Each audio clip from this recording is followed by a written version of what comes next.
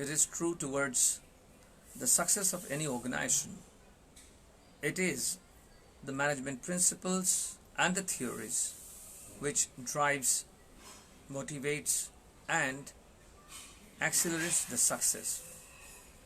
When we are talking about management, are we talking about a bunch of rules? Are we talking about theories? Are we talking about complex formulas?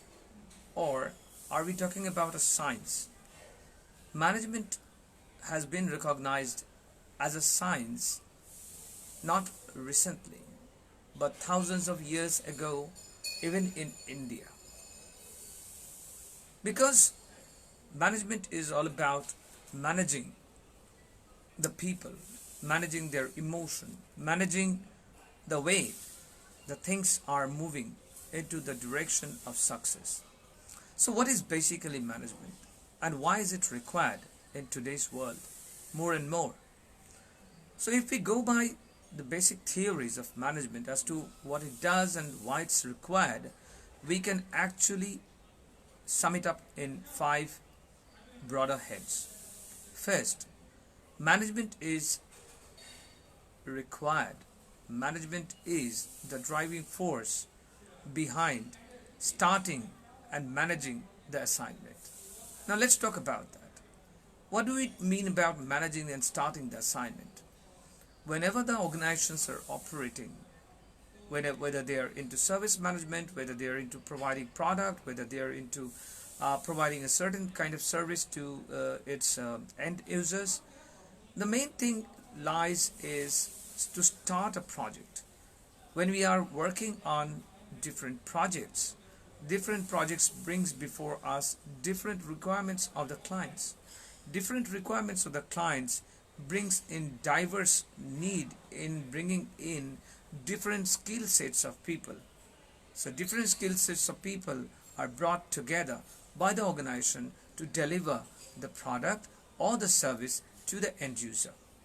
So without the management, there would not have been any scope to start any new project, new assignment, set aside at least maintaining and managing it. If we do not have a project which is started, we do not have a project in hand, and if we do not have a project in hand, what are we supposed to manage? Stephen Covey, in his famous book, The 7 Habits of Highly Effective People, has mentioned that a good manager or a good leader does not wait for a project or an assignment to be handed over. Rather, he finds out projects or creates assignments and creates projects to work on throughout the year. Even when the work pressure is not that high within it, the operations are going smooth, everything is working fine, a good manager always finds out areas of improvements and initiates that as an assignment, initiates or takes up that as a project to work on it. What do we mean by working on a project? When we work on a project, it means we are assessing all the kinds of possibilities. We are assessing the end result, how it's going to impact the employees, how it's going to impact the organization, and how it's going to impact the business in the global market, and also how it's going to initiate the growth of the employees within the organization so that the employees are motivated, are encouraged to stay with the organization, deliver their best and be the best contributors in their own skill sets and skill fields. So a manager who's heading a project or a department or an organization always looks out for scope of improvement, scope of collaboration, scope of contribution. That's how various big organizations, even if we talk about the Tatas, the Tata group of industries took. We have all gone through this historical takeover of Tata Motors over Jaguar, Land Rover, and Ford. When Tata Group acquired these projects, this Ford itself, past 8 years was struggling and incurring a huge set of losses, and they were not able to sustain such an old company, such an old organization with best of technology, best of the mindsets, best of the skill sets, yet they were not able to cooperate, they were not able to get into the market where they can give that competitive edge with the other automobile companies. When Tata Motors acquired those companies, there were a lot of hue and cry in the market, like this is going to be the most disastrous decision from the Tata Group, because this is a company which has been running in losses, extreme losses, past 8 years, and its own organization, its organizational managements have not been able to solve the problem. When the UK government believed that well, this is now your problem, and well, you do not come to us looking for financial support, a loan, or any such kind of thing. But the thing is, we have known that over the past years, when under the leadership of Ratan Tata, well, not only the company was able to pay off the buy off amount to the companies, but they were able to double the cost of the company in a very short span of time. Now, how is that possible? How is that possible that with the best of the mind, best of the management, and the best of the skill sets, the Ford and Jaguar was not able to be profitable, be sustainable for 8 years. 8 years they incurred loss. It was like a bleeding wound, and there were losses, there were pay cuts, there were terminations, there were layoffs, and so on. But when Tata Group took over to these organizations, I mean, there were a lot of anticipations, and in the international market, there were a lot of I would say crude jokes, which was made on the Tata Group, like they are going to convert this Jaguar and Ford workshops and others into tandoori chicken, wherein they are going to prepare chicken, and because Indians love chicken, and they will be preparing chicken and they will be selling it all the world. Now, those jokes apart, I mean, under the strong leadership of Ratan Tata ji, we know that Jaguar and Ford was able to double their profit in a very short span of time. How is that possible? That is only possible when you have the management theories and principles, and you have leaders and subordinates who not only follows those set of rules and policies, but they actually live those principles and policies. So the thing is, the merger was very profitable, and more and more people were acquired instead of being laying off, and the company also initiated bonuses, so the employees were happy, they were making profit. The Tata Group turned a dead company almost into a very, very profitable company. Now, what is that secret? What is that secret behind the success of the organization? It is the management theories or the principles being lived upon by Tata Group of employees, its leaders, Ratan Tata ji, and everybody working with Tata, because they believe they can make this turnaround. They believe that they can do it together. They believe that they can shoulder each other's responsibility and deliver the best and make it a profitable organization. So see, this faith starts with the project being taken over by the organization, and they believe in the leaders, and they believe that they can make a change. So that's the first point. Management and management principles and theories are required in the first place to start a new project, to acquire new projects. And as I mentioned, great managers, great leaders looks for scopes, looks for areas of improvement, looks for what's next, what can be done more, so that we can move ahead. Okay, so without the management principles, without those kind of theories in the minds of the leaders and subordinates, it is never possible to start a new project, complete a new project, and deliver it successfully. Now, coming to the second point, management theories and management principles are also required to make the maximum utilization of man and resources.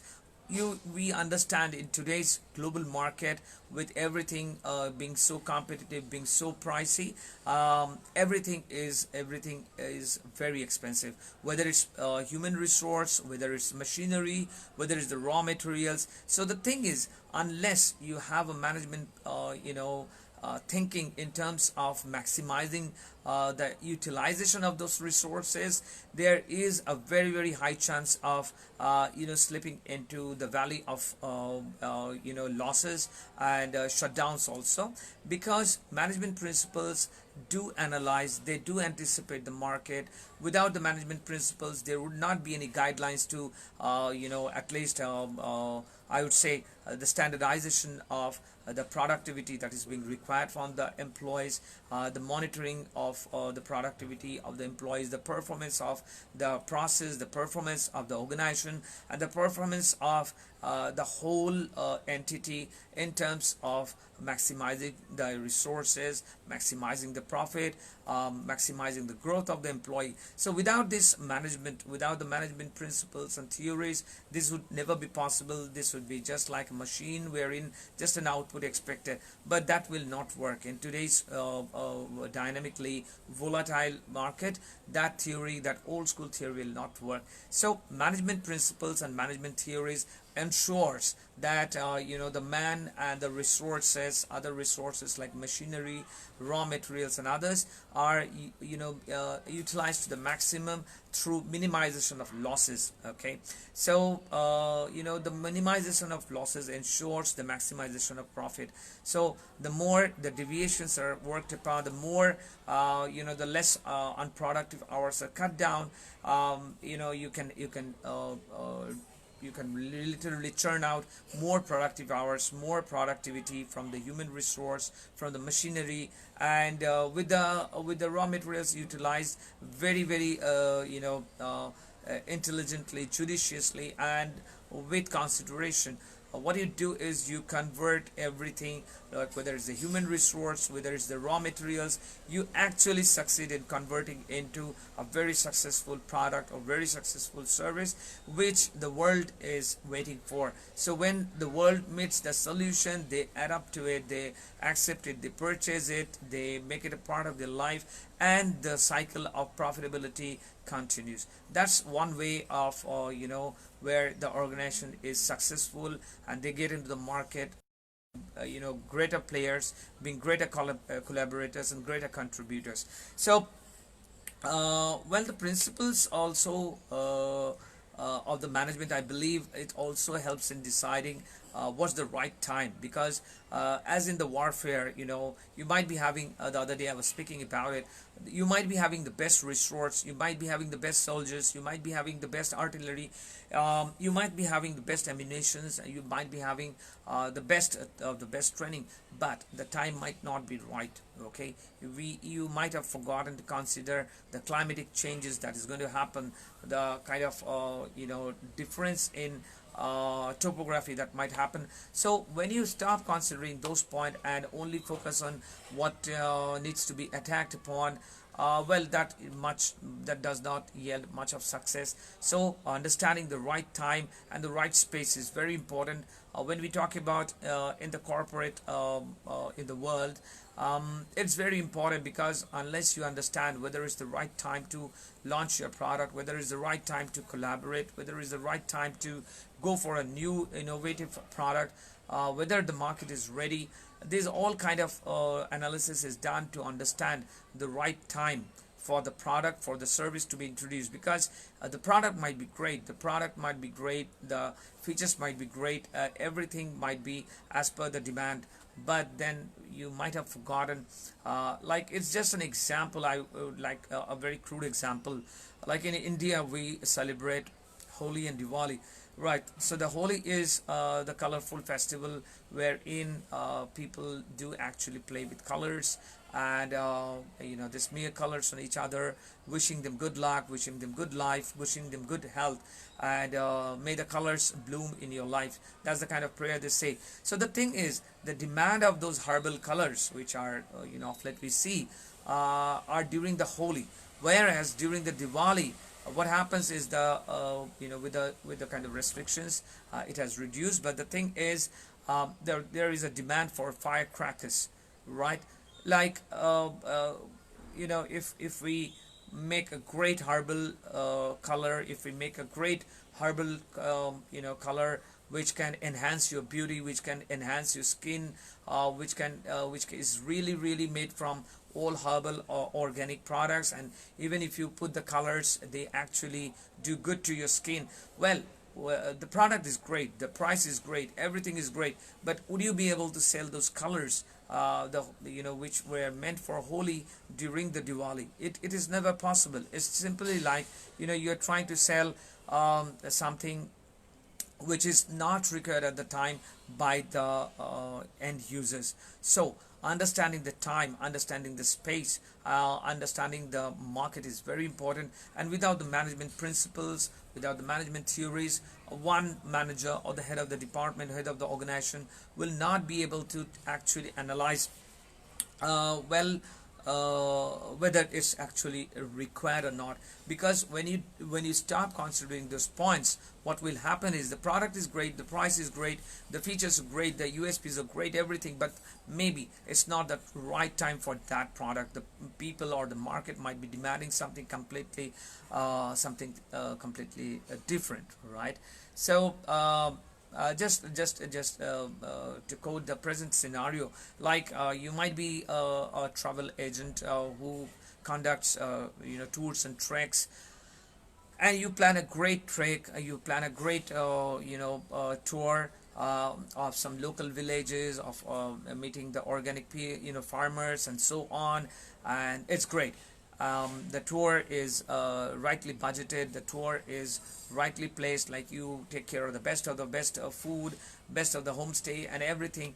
But the thing is, you forgot that the whole world, majority of the countries are in lockdown, and where traveling is restricted, and to some extent it has been barred also. So the thing is, that package might be great, but I wouldn't be buying it because I will not be able to travel. Okay, I will not be able to travel now. It will not be recommended to travel, and let's say keep open my protection, keep open my safety and security at the stake of my whims and fancy. Well, when social distancing, mask and washing hand is so recommended, and traveling is but restricted by the government, I wouldn't say that tour package of yours would be accepted much by the even the hardcore travelers also, or the backpackers also. So understanding the right time and the space is very important, and that can be only done with the help of management principles and theories in place. That reminds me of the fourth point, wherein you know like management principles are also required to understand and make provision or a backup plan for things that might not go right. Okay, once I had the privilege of talking to a great entrepreneur and a great successful businessman, and I asked him, sir, like how do you ensure that every project of yours ends up being successful?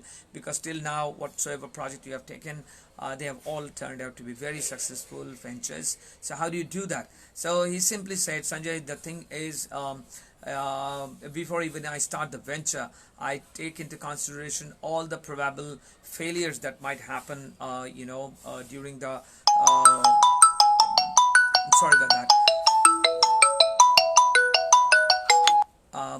All the kind of differences, all the kind of failures that might happen while we are working, while we are going to work on the venture. So before even the venture starts, I take into consideration plan B, plan C, and surprisingly it doesn't stop up to plan C. I plan it up to plan D and plan E. Like, what are the alternatives it's going to be? What are the possibilities? What are the by routes that we can take? What are the different routes we can take?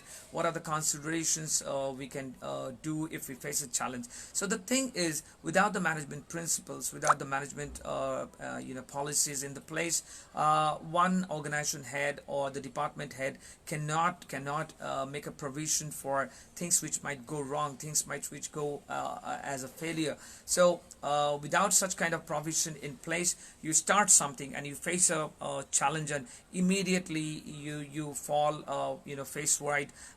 You fall completely shattered, and you are completely unprepared. So the thing is, you do not know what's the backup plan, what's to do, instead of completely stopping or shutting down the whole process. So that is pretty risky, and management principles and policies lets you do that provision, lets you make the backup plan for your ventures, for your organization, for your department, and that which is actually logically very important. And that's very obvious when we are working in a very volatile environment, because everything changes over fortnight. So if we are not prepared, if we have not considered all the kind of parameters that might pop up while the things goes live, the things a product goes into the market, we would be caught absolutely unprepared, and resulting in shutdown or closure of the business also. So last but not the least, with the management principles and policies in the place, it ensures accomplishment of the tasks undertaken, because with the management principles and policy in place, it recognizes what are the parameters on which the managers or the head of the departments or the organization as a whole would be judged, would be monitored, would be I would say considered for being whether it's successful or not, profitability and other parameters. So without the management principles and policies in the place, this I would say parameters wouldn't be in the right place, and without the parameters or the checkpoints in the right place, I personally believe the project or any assignment or any organization cannot but succeed, because when we have the checkpoints, it's basically reminds us like what was actually the objective, how we were planned, how we have planned to go ahead and achieve that goal.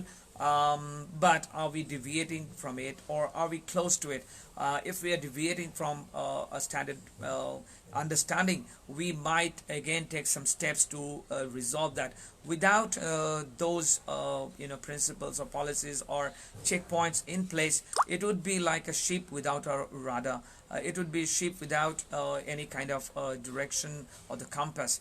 If the captain of the ship does not have the compass or the rudder to give the direction as to which direction they are traveling, the ship would be lost forever and ever in the sea without the right sense of direction. And when you do not have the right direction into consideration, you do not know what you're trying to achieve, you do not know how to perform, you do not know what is being expected, and you absolutely do not know where your goals are merging with the organization goals. That's the common goal towards which every employee and the organization needs to work hand in hand in collaboration, so that when the organization grows, the employees are growing. When the employees are growing, they are contributing better. When they are contributing better, they're ensuring the production and the process goes in the right direction. So without the management principles and the theories and the policies in the place, I believe none of the organization could sustain these days. It's not about the organizations, none of the managers could sustain, the subordinates cannot sustain, and because everybody would be aimless, right? So I believe personally the management principles and policies gives you that aim, gives you that guidelines, gives you that track to move into the right direction. So I hope the managers and the head of the departments, whosoever are watching this video, benefits from this. Keep these 5 points into consideration. You're already doing a great job, but just keeping into consideration these 5 basic points, I believe would yield much better result in terms of your productivity, in terms of your deliverables from the organization, your department, and your overall growth and the organizational growth. So with that note today, guys, let me wind up today's morning vibe session with Career Counseling Online. Today is Friday, so guys, enjoy your weekend, watch some good movies, read some good books, and spend time with your family. With the work from home, the workload has increased incredibly. I understand that it's become more demanding, it's become more time consuming. So on this Saturday and Sunday, please give time with your family, please give yourself some time, watch that good movie that you wanted to watch. And I would just wish the very best for you. Take care of your health, take care of your family, and stay safe. Stay home, stay safe. Guys, We meet tomorrow again morning in the morning vibe session. With that note today, it's goodbye from me today.